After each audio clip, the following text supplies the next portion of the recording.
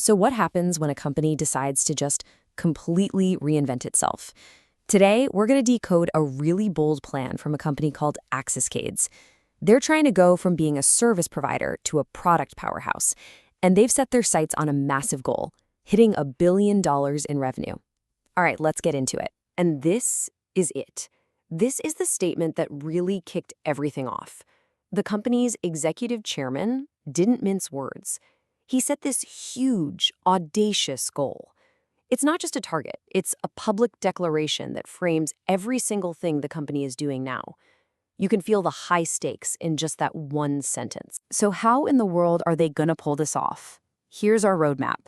We'll look at the billion-dollar ambition itself, break down their Power 93 game plan, and see what the business actually looks like right now.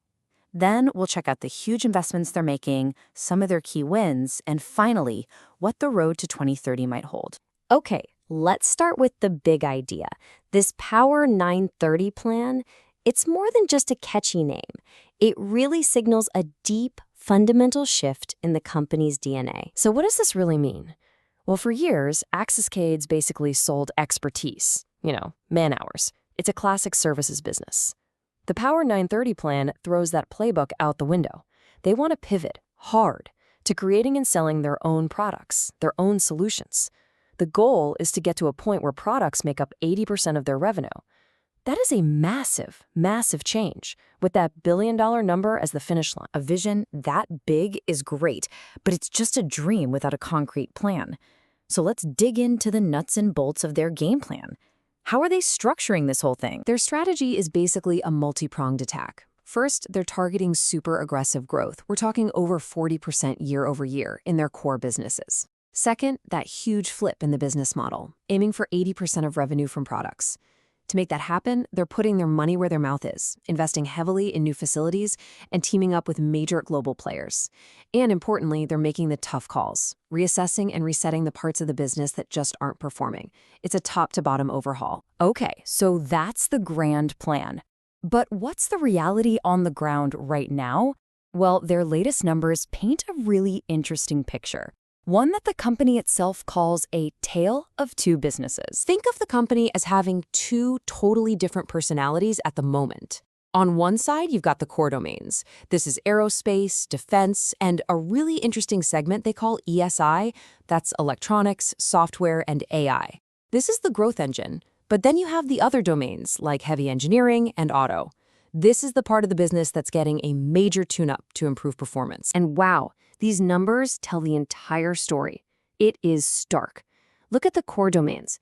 They brought in 182 cores of revenue and delivered 34 cores in profit. Now look at the other domains, 61 cores in revenue and basically zero profit.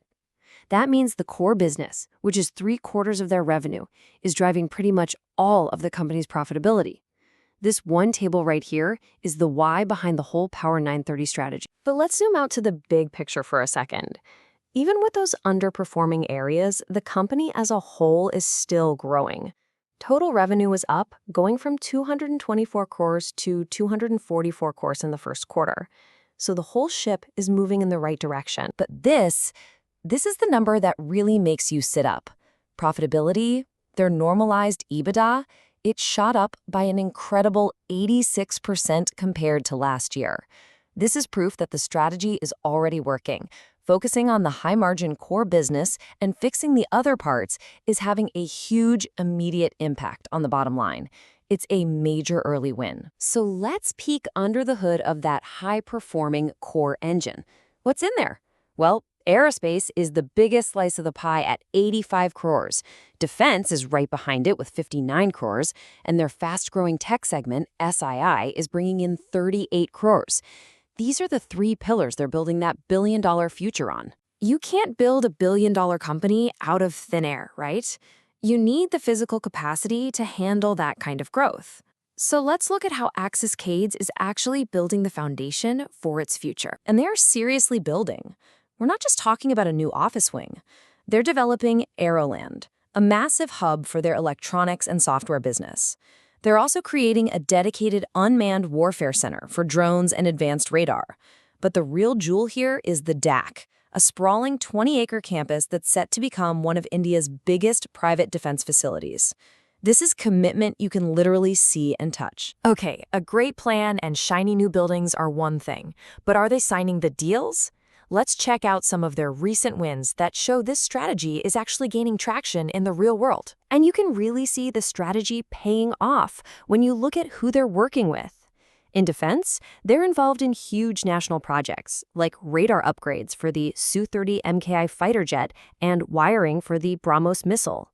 In aerospace, they're landing global clients like Mubea from Germany. And get this, their tech unit, ESI, is now collaborating with Amazon and even has a new contract with Apple. This isn't just theory anymore. These are tangible, high-profile wins. So, with all this momentum, what's next? What should we expect in the short term? Let's see what the company's leadership is saying.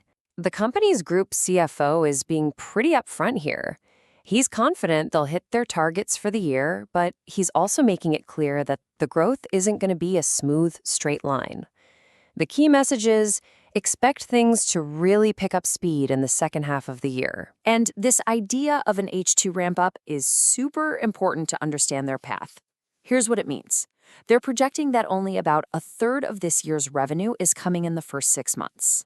The other 2/3, a massive 65%, is scheduled for the second half of the year, which is when they expect to execute on some of those major defense orders. So when you step back and look at the whole picture, you've got this incredibly ambitious roadmap.